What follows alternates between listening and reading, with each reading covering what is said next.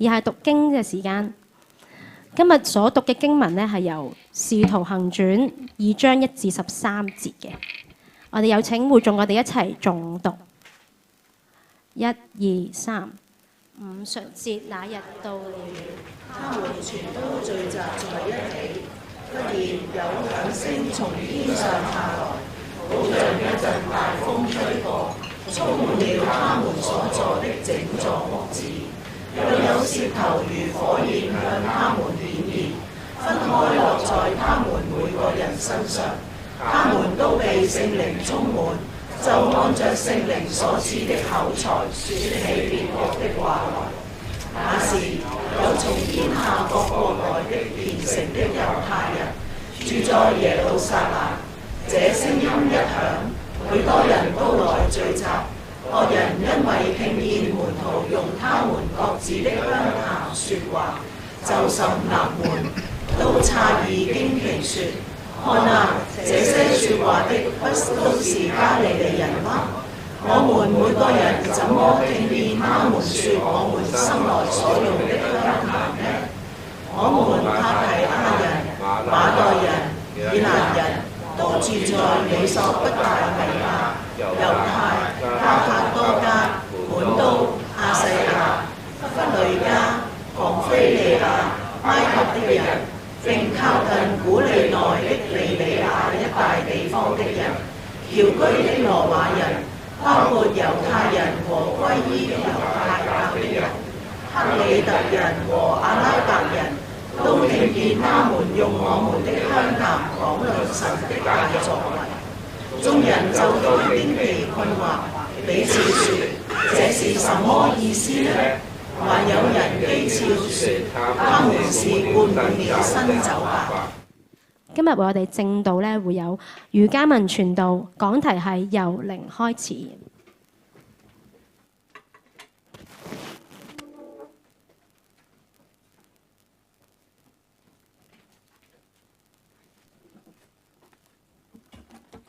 各位弟兄姊妹早晨，咁咧，讓我哋都再一次咧去先有個禱告。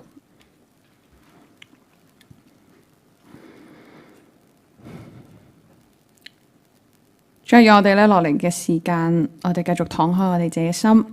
去讓主你自己嘅説話成為我哋自己嘅教導帶領，亦都求神你親自嘅喺當中去讓我哋藉住你自己嘅説話察驗我哋自己嘅所思所想。主啊，願你嘅靈就係咁樣去與我哋同在。多謝你垂聽我哋祈禱，以上禱告奉耶穌基督嘅聖名，阿門。好，今日咧就容向我咧就同大家咧去介紹一位咧，本來同我哋應該最親近，但係咧又係我哋最唔熟悉嘅嗰一位。我哋咧成日以為咧佢係一個好無形嘅能力，以為咧佢只係一個護身符，有咗佢咧乜嘢都唔使驚，好似咧會容讓我哋咧一切咧都順順利利。但我哋咧卻係好忽略咗呢一位同我哋最親近嘅聖靈，佢本來應該要發揮或者喺我哋生命裏頭所做嘅事情。容許我咧都喺呢一度都同大家再去講一講聖靈其實係邊個呢？可能咧你翻咗嚟教會都一段時間嘅時候，你都發現點解我常常只係聽到聖父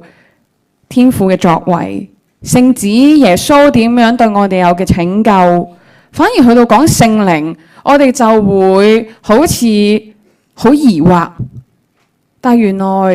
我哋成日都話三位一體，三位一體，聽呢4個字咧都聽到頭痕。但係最簡單嘅理解就係佢都係同一位神。我哋都可以去理解神喺唔同層面佢點樣去同人同在。我哋會知道神去創造呢個世界，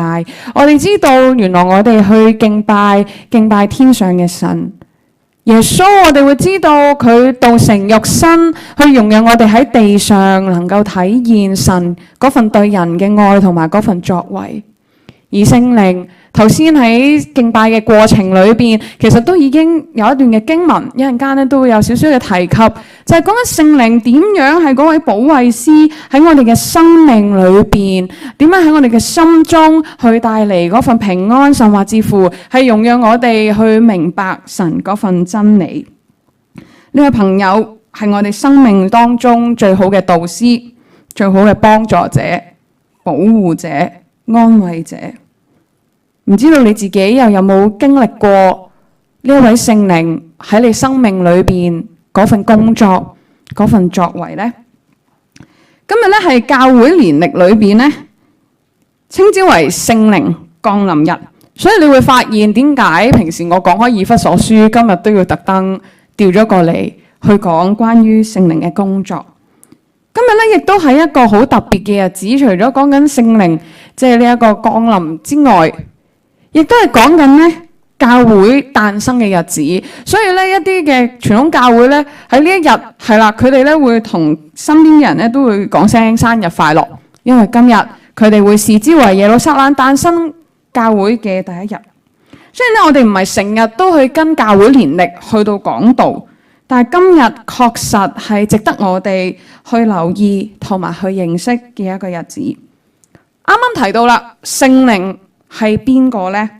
如果咧我哋去睇翻今日嘅經文《使徒行傳》2章1到13節嘅時候，你會發現佢有兩種呈現嘅方式。一個就係好似大風吹過，令到啲嘢咧吹亂晒；另外就係好似有舌頭火，好似舌頭有舌頭，好似火焰咁樣咧降臨喺人嘅頭上，好似大風吹過，其實係講緊一種新生命嘅臨到。好似火焰咁嘅舌頭，其實就好似昔日摩西點樣去到喺曠野當中見到荊棘嘅嗰個火，講緊神點樣真實咁樣去同佢同在，亦都同樣話緊俾我聽，聖靈不斷咁樣成為嗰個提醒我哋神真真實實同我哋同在嘅嗰一位。如果唔係嘅話，頭先我哋所唱嘅詩歌話俾你聽，神嘅創造嘅榮耀同偉大，倘若聖靈唔喺你生命嘅裏邊，我諗你都唔會覺得呢啲嘅創造嗰份奇妙，原來係出自於神。如果冇聖靈喺你心裏邊去動工，你唔會發出呢種讚嘆。如果唔係嘅話，我哋就同街邊嘅人一樣，望住棵樹，係咯，幾高大啊！啊，今日啲葉生得幾好啊！我哋唔會好快聯想到呢個係神嘅創造，呢個同神有關係。如果我哋去睇約翰福音，係啦，頭先咧都有讀過嘅經文，第一段就係14章16到17節，佢話俾我哋聽，聖靈係邊個呢？聖靈係耶穌去到臨去升天嘅時候，佢同一班門徒去講，預備去釘十字架前啦，係啦，佢同門徒講要求父，父咧就賜你哋另外一位保惠師，賜保惠師咪得咯。另一位係咩意思呢？佢話使他永遠與你們同在，佢就係真理嘅靈，係世人唔能夠接受，因為佢哋既睇唔見佢，亦都唔識佢，你哋卻認識，因為佢常與你們同在，也要在你們裏邊。另一位保惠師就係代替緊耶穌，點樣仍然去同呢一班嘅門徒，甚至今日我哋所信主嘅人，仍然同在喺我哋生命裏邊。另外一段就係剛剛提到啦，就係呢一位嘅聖靈係啦，佢就係將一切嘅事教導我哋，並且要使到我哋諗起係啦，耶穌對佢哋所說一切嘅話。即係講緊聖靈今日嘅嗰份同在。點解頭先我哋唱詩歌嘅時候，跟住呢段經文打後就係講緊嗰份平安？點解我哋會有平安？就係因為主藉住聖靈去將以往佢一路以嚟嘅教導放喺我哋心裏邊，不斷嘅去提醒我哋。點解我哋有平安？係因為佢話俾我哋聽，耶穌已經成就咗一切。今日嘅講題，我哋話從零開始，可以有兩種演繹，一係從零乜都冇開始，二係從靈、從聖靈去開始。我哋嘅生命點樣重新從呢個乜都冇開始，亦都點樣能夠喺我哋做事嘅上邊重新以聖靈嘅帶領成為我哋嘅開始，亦都讓我哋藉住今日嘅經文重新去認識呢一位早就賜咗俾我哋嘅伙伴，一位已經喺我哋心裏邊應該要動緊工嘅呢一位朋友，讓我哋明白點解聖靈今日要降臨喺我哋生命裏邊，係咪只係因着平安呢兩個字，定係有更多嘅任務放喺我哋生命裏邊呢？主耶穌咧升天嘅之前，頭先所講佢應許信徒，聖靈今日要降臨喺佢哋嘅身上，而聖靈第一次降臨就正係我哋今日睇嘅經文，猶太人嘅群體裏邊，佢就係喺五旬節嘅時間就係咁樣降臨喺呢一班人嘅身上。咁你見到咧呢度有3個節，但係其實佢係同一日裏邊去發生嘅。如果我哋講五旬節，其實如果你翻新約就講緊耶穌佢復活之後嘅第50日，而呢一個節日亦都係主耶穌升天之後嘅第10日。而我哋講緊五旬節咧，其實點解會經文講緊咁多人由4方8面翻嚟，係因為佢哋係猶太人最多人會重視同守嘅3大節期之一。五旬節又會叫做七節，其實咧就係追溯翻喺舊約時代，猶太人咧佢哋去慶祝即係農作物嘅嗰個豐收嘅日子啊，亦都你見到，咦？跟住佢哋有另外一樣嘢都會去紀念，就係紀念摩西喺西奈山去領受神頒布10誡嘅嗰個日子。聖靈喺五旬節裏邊嚟到。經文咧打後話俾我哋聽，嗰一日信主嘅人增加咗3000人。當我去睇嘅時候，我一刻我都問，點解聖靈會揀喺呢個日子而嚟呢？點解揀緊喺一個大家都慶祝緊豐收嘅日子而降臨呢？咁我就諗，門徒喺當中增添3000人。唔係就係聖靈喺裏邊一個工作，一個豐收，係一個值得慶祝嘅日子咩？聖靈降臨亦都代表住神賜下嗰個生命，點樣咧去取代咗當中一啲嘅律法？屬神嘅人唔再係被律法去到框住佢哋嘅生命，佢哋所守嘅唔再係地上講緊嗰啲規條。而係點樣讓生命去被聖靈去掌管？呢個咧係好吊詭嘅一件事。當我哋每個信主嘅人，我哋翻到嚟教會，可能咧你認識未信主嘅人，或者你初時你未信主嘅時候，你都總會覺得我翻教會好多掣肘，我又要跟呢樣啦，又要跟嗰樣啦，嗰樣又唔得啦，呢樣又唔得啦，咁我信耶穌嚟做乜咧？呢度話緊俾我哋聽，原來我哋今日係進入翻被聖靈掌管嘅生命裏邊，唔係再被嗰啲得唔得嘅事情去到框住咗我哋。難怪保羅喺羅馬書嘅裏邊都提醒翻信徒，我哋今日係隨從聖靈，而唔在乎於嗰啲禮文、嗰啲儀節。起初咧，呢一班嘅信徒咧，佢哋聚集咧喺耶路撒冷嘅時候，當佢哋見到耶穌嘅時間，佢哋咧去問耶穌，佢話：主啊，你就係咪喺呢個時候要復興以色列國啊？我哋好知道咧，一開始耶穌佢去釘身十字架嘅時候，被捉拿嘅嗰刻，啲門徒係點㗎？散開晒，走開晒，個個都好驚自己成為下一個，連佢最近身嗰個彼得，到最終都係唔認自己係跟耶穌嘅嗰一個。但係當今日佢見到，喂，耶穌你復活喎，你係咪就係想帶住個大能去到帶領我哋呢一班人重新贏得呢一個以色列國呢？當佢哋嘅心仍然記掛住自己所在嘅國家，幾時能夠去到重新再現嘅時候，耶穌嘅提醒同回應，就想將佢哋嘅眼光轉去第二個地方。耶穌喺同佢哋聚集嘅時候，同囑咐佢哋就話：你唔好離開耶路撒冷，你要咧等父嘅應許。隔幾日之後咧，你哋就會聽見我同你講過，約翰係用水施洗，但係過咗冇耐，你哋就要喺聖靈受洗。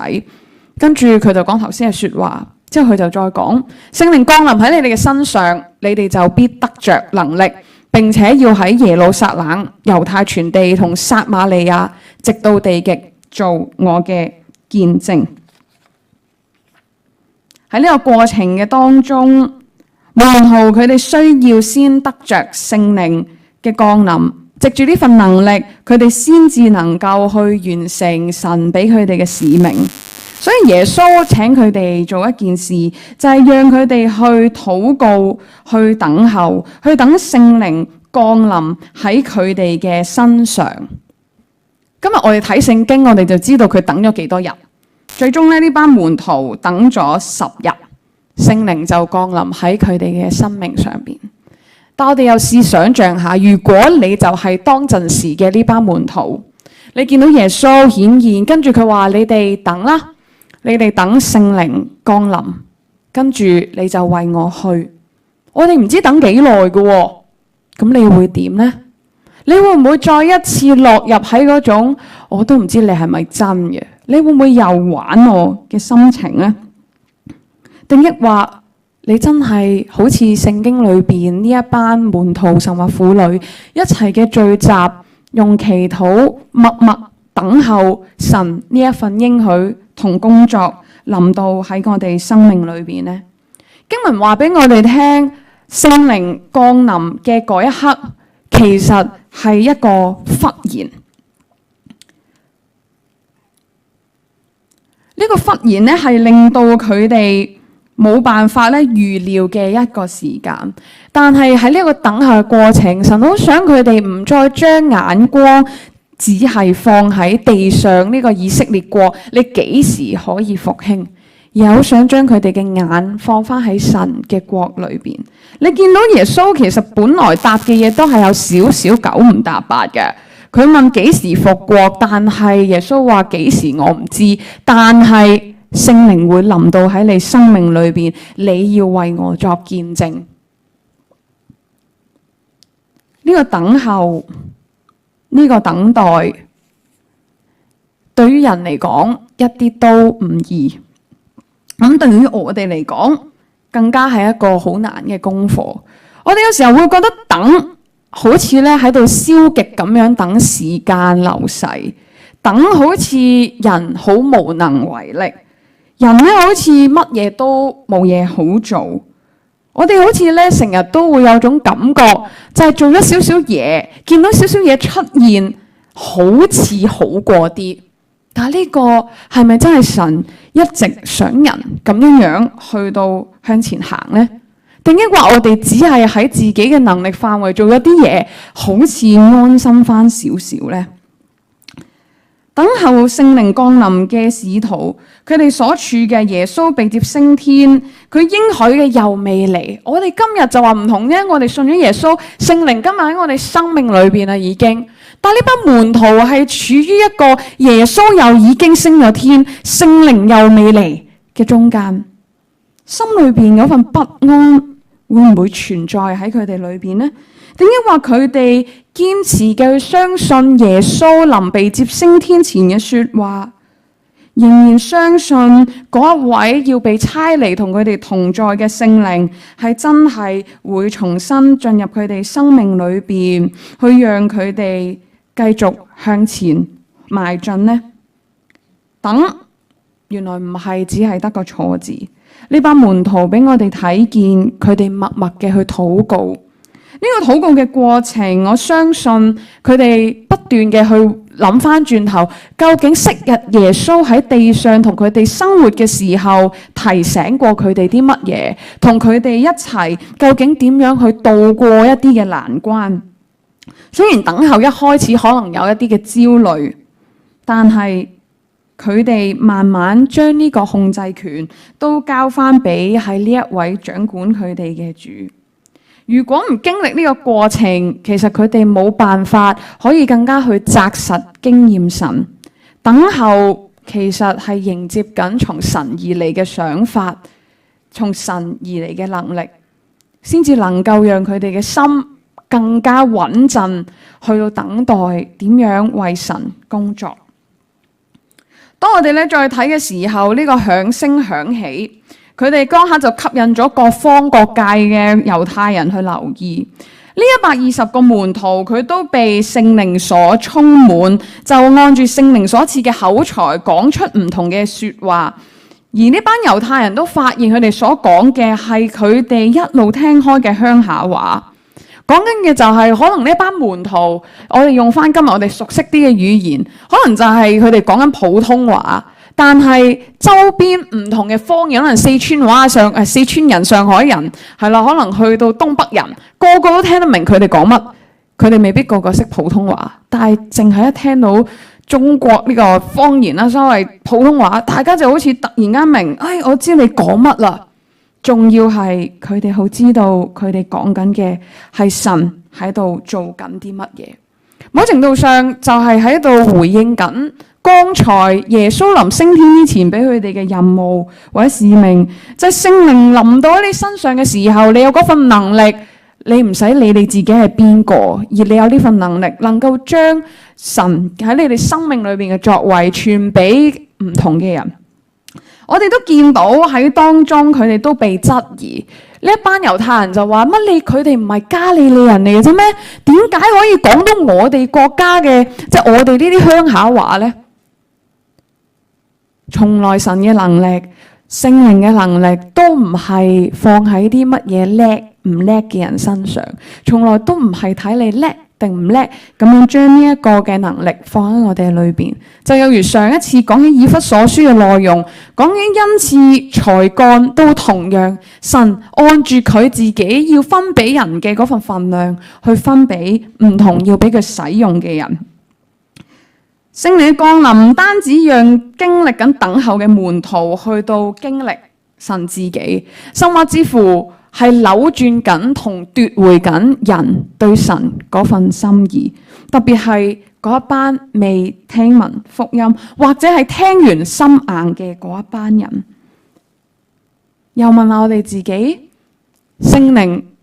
臨在我哋生命裏邊，我哋今日嘅心有冇被聖靈去奪回？有冇被神去重新奪回我哋心？我哋嘅眼係咪已經重新仰望住呢一位上帝呢？五旬節既然係猶太人嘅大節期，周圍嘅人都翻嚟聚集。頭先我哋見到有一大紮嘅地名，我今日未必同大家逐一去細講，但至少嘅係喺呢一班人嘅腦袋裏邊最遠嘅，可能已經係羅馬嗰頭嘅，即係猶太人。而咁樣呢個地方對於當時嚟講已經好遠，已經講緊福音點樣藉住呢班人今日都同樣領受後去到傳出去。所以我哋睇見原來當佢哋一路以為要復國，一路諗緊究竟以色列國點樣去復興嘅時候，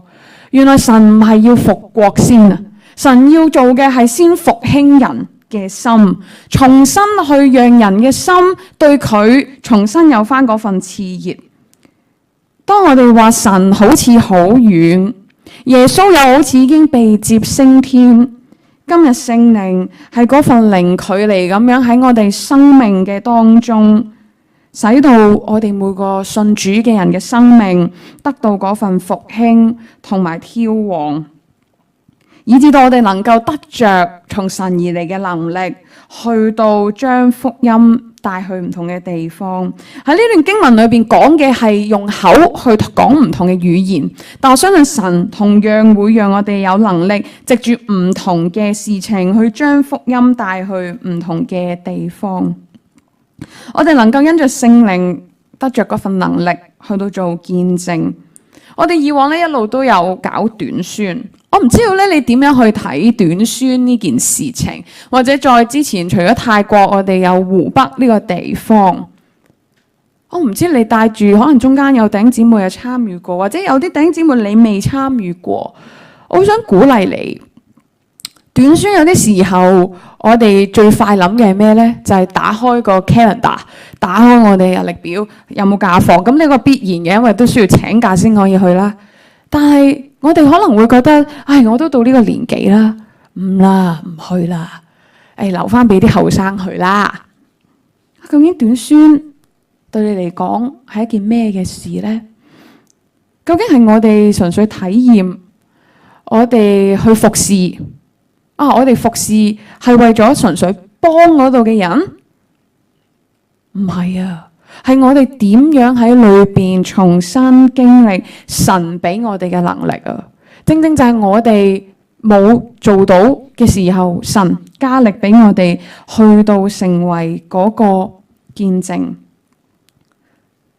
我哋咧成日之前即係短宣完翻嚟，我哋聽過阿 Harry 都有同我哋分享佢去泰國嘅見證，係咪？洗禮係啦，上個禮拜佢都有再一次去提翻泰宣對佢嘅生命嘅影響。我相信呢個正正就係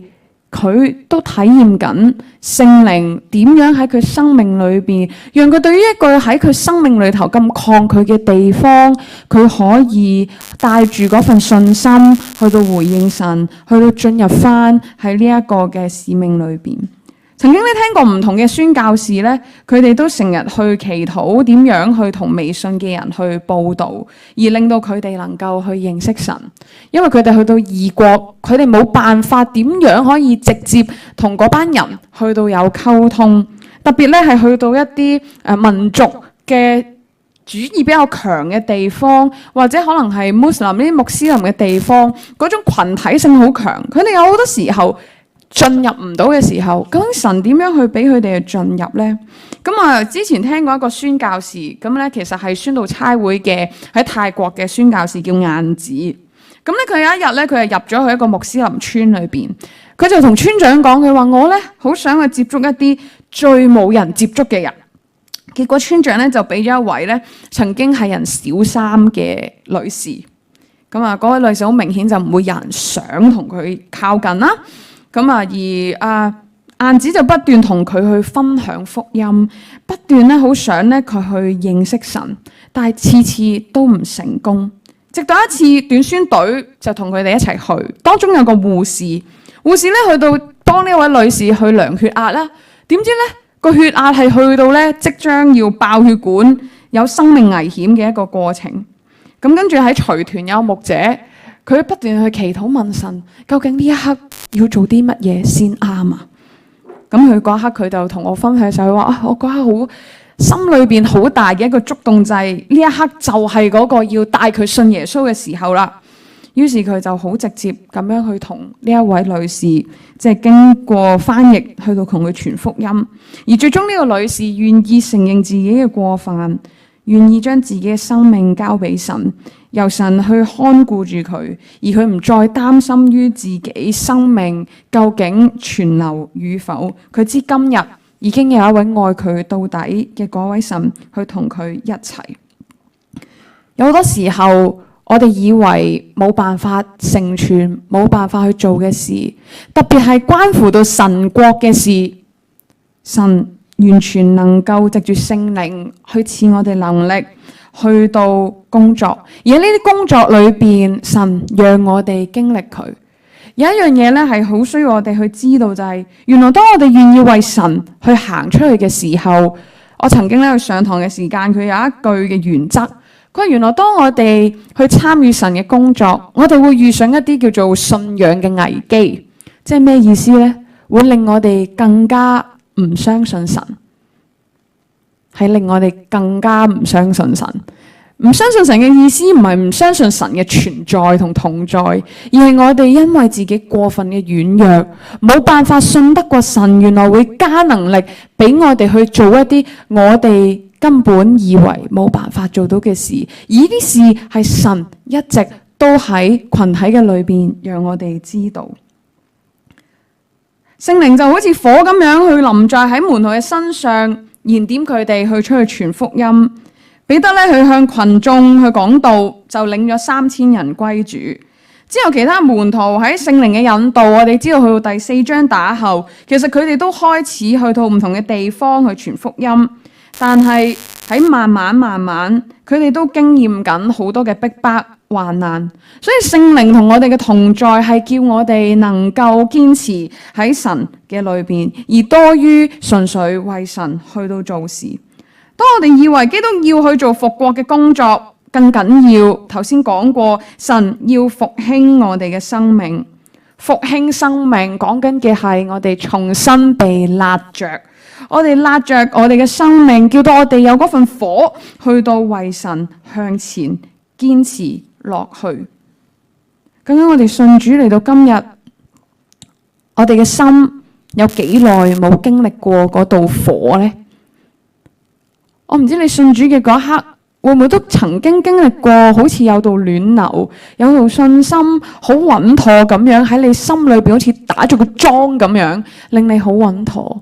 但係當我哋一路行到嚟今日，我哋嘅心有冇因為周邊唔同嘅嘢而被冷卻咗呢？我哋嘅心究竟仲渴唔渴想重新被挑起呢？重新被神用呢？聖靈降臨喺我哋生命裏邊，為嘅要叫我哋有能力。有能力唔係叫我哋純粹過好自己嘅生活，而係有能力去到實踐或者去到行神要我哋作見證嘅使命。呢位婆婆佢係一個台灣嘅婆婆，咁佢80歲，咁佢70歲嘅時候咧就去到台灣。咁去到台灣嘅時候咧，咁咧佢就有好多唔同嘅事情發生啦。但係咧佢最終佢就去諗，究竟佢可以點樣去被神用咧？你見到80歲婆婆隻手啊擺明即係行得耐都要揸拐杖噶啦。但係咧佢不斷地向神去求，我要繼續俾你用，你用我啦。咁喺佢信主嘅時候，咁咧佢就將自己全人交咗俾神。咁咧，佢去到成為一個基督徒嘅時候，佢就去學習點樣做一個火熱嘅基督徒。而因為佢本身咧就係做一個排舞嘅，即係有啲玩開跳舞啊咁樣。咁所以而同一時間，佢自己喺排舞班度咧就聽到福音。咁嗰啲排舞，你見嗰啲動作都係啲，我估係讚美操嗰種狀態啦，係啦。咁最後咧，佢自己就去開班，開一個排舞班。希望咧喺過程裏邊咧繼續去讓人信主。你又有冇一啲你自己嘅強項？係神一路都挑戰緊你，會唔會拎出嚟俾佢去用，俾佢去將佢嘅福音經理去到傳出去俾其他人呢？喺聖經嘅裏邊，佢話被聖靈充滿，我哋成日以為咧係啲好怪誕、好奧秘嘅事。我哋咧以為咧係好嗰啲比較靈恩啲嘅教會，常常哇聖靈充滿，跟住就講方言，講啲人聽唔明嘅說話。但係其實聖靈充滿，只係講緊我哋嘅生命裏邊係咪容讓聖靈成為我哋嘅帶領，係咪被聖靈去扭轉我哋嘅心，扭轉我哋嘅眼光，去到睇周遭嘅事。聖靈充滿其實係為咗讓我哋好好嘅服侍神，係為咗我哋嘅生命不斷被更新改變，點樣靠住神嘅能力去建立教會呢個群體。但係我哋嘅心渴慕緊乜嘢呢？我哋今日嘅心有冇渴想過神嘅國真係要去再被復興呢？聖靈咧已經成為咗我哋每個信主嘅人生命裏邊嘅一個蓋印。呢個咧都係我哋以往一路以弗所書裏邊都去講嘅。聖靈其實係讓我哋知道我哋係屬於神嘅兒女。聖靈係讓我哋有一個保證，將來我哋能夠與主有份。但係今日我哋預備好自己去俾神用未呢？又或者咁講啊，我願唔願意俾神去用我呢？其實咧係人人有份嘅。當你睇埋經文嘅後段，講緊嗰份應驗約珥書嘅內容，你見到咧所有咧，無論男女老幼，無論在天在地，無論任何一個地方，其實都係神會使用，當你話我今日太老，我今日太後生，我今日唔夠年信主年日，呢啲都唔係藉口喎。調翻轉係，我有冇渴想過神？因為我喺你裏面有呢個經歷，我都要讓人體驗你呢。有啲時候呢，我哋就係會好容易將聖靈私有化咗，就係神啊，聖靈啊，你喺我心裏邊，你賜平安俾我，就去做好某件事啦。但我哋有冇曾經打開過去聆聽神點樣藉住聖靈去同我哋說話呢？我哋嘅等候聖靈為我哋做緊啲乜？但係聖靈嘅臨在係使到我哋更加知道我哋應該點樣為神行、為神走。原來我哋唔係問神你點樣，我哋可以點樣喺你裏邊，你為我做到啲乜？係神啊，我今日你要我做啲乜嘢？呢個嘅引導係叫到我哋咧要離開我哋嘅安全網。可能咧係你意想不到，但係如果我哋只係逗留喺一個安全網，我哋就永遠冇辦法更加經歷到神呢份能力。我哋就只會以為原來係我自己做得到。呢個信仰裏邊，我渴慕緊啲乜嘢呢？我要求父，父就賜給你們另外一位保惠師，使他永遠與你們同在。他就是真理的靈，係世人不能接受，因為他們既看不見他，也不認識他。你們卻認識他，因他常與你們同在，也要在你們裏邊。今日呢位真理嘅聖靈係咪真係咁真實同緊你同在呢？我哋知道呢個初期教會好美麗，就係因為當好似信徒一講，啲人就會悔改信主。但我想話呢個復國之路，大家眼見嚟到今日，我哋仍然努力緊，一啲都唔容易。但係聖靈嘅同在就係令到我哋能夠不住嘅剛強。聖靈嘅臨在係叫到我哋能夠好似有個警報系統一樣，不斷地提醒緊我哋究竟有冇行差踏錯。所以最後聖靈帶俾我哋生命嘅復興，但係下邊有一句佢話 But only if we let it。 究竟我哋嘅心係咪願意呢份復興嘅火喺我哋心裏邊呢？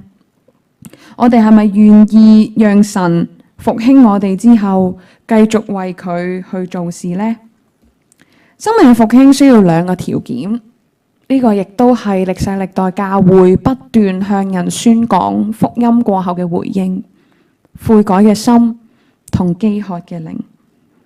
我哋有冇帶住呢份悔改去到回應神？我哋嘅心有冇渴想親近呢一位愛我哋嘅主？雅各書4章8節話：你們親近神，神必親近你們。心懷二意嘅人啊，你要清潔你們的心。我哋係咪真係有呢份願意被神重新復興嘅心呢？會唔會就好似呢一班昔日嘅信徒喺等候聖靈降臨嘅時候，佢哋不住嘅禱告、等候、等待神嘅工作臨到喺佢哋裏邊呢？咩係復興？復興就係神將每一個人放返喺神嘅國度裏邊，透過我哋呢個群體，將神嘅國度彰顯出嚟。聖靈好真實嘅與我哋同在，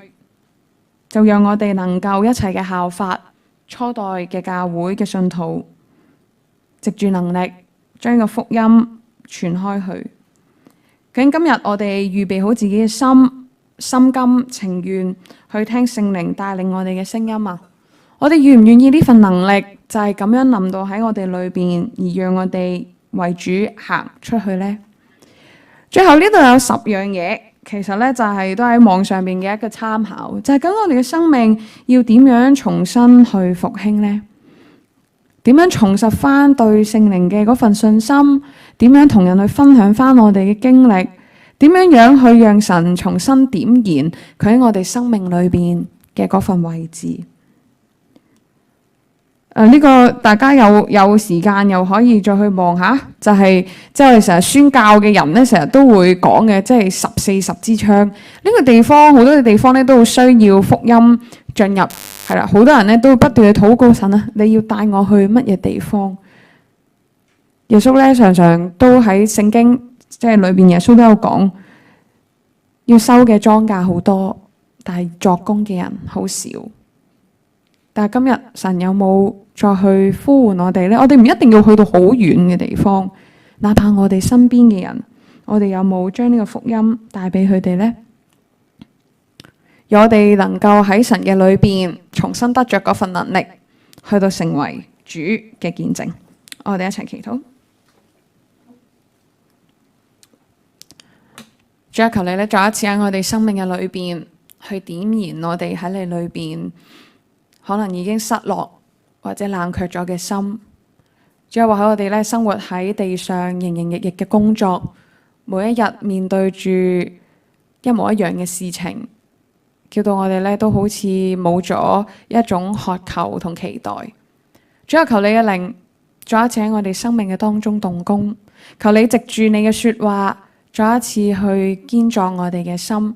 亦都求神幫助我哋，倘我哋曾經喺你裏頭有感動，知道係神你要我哋去做嘅事情，就求聖靈啊，你再一次嘅加力俾我哋有呢份剛強去回應你。主啊，就求你繼續嘅去堅固我哋整個真道家，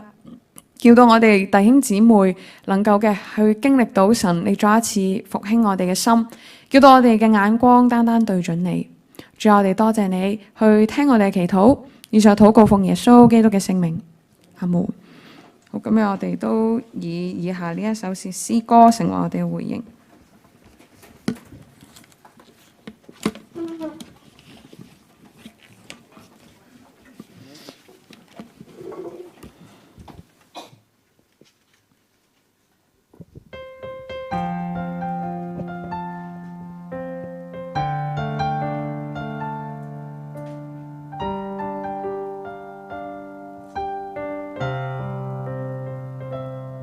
傳揚耶穌乃尊貴救主，傳揚他愛與寬恕，憑主曾換叫我做忠心僕人，神能使這黑暗世間滿有他光照，同時照亮每顆心裏，讓世人望見神榮耀的光，正是救主基督。我已有這寶貝，放於此瓦器，為要見證一切大能出於我主。快以信心依靠，聽恩主差派，成就他賜那使命，一生敬拜。傳揚耶穌乃尊貴救主，傳揚他愛與寬恕，憑主曾換叫我做忠心僕人，神能使這黑暗世間滿有他光照，同時照亮每顆心裏，讓世人望見神榮耀的光，正是救主基督。我已有這寶貝，放於此瓦器，為要見證一切大能出於我主。快以信心依靠，聽恩主差派，成就他賜那使命，一生敬拜。各位請起立。我已有這寶貝，放於此瓦器，為要見證一切大能出於我主。以信心依靠，聽恩主差派，成就他賜那使命，一生敬拜。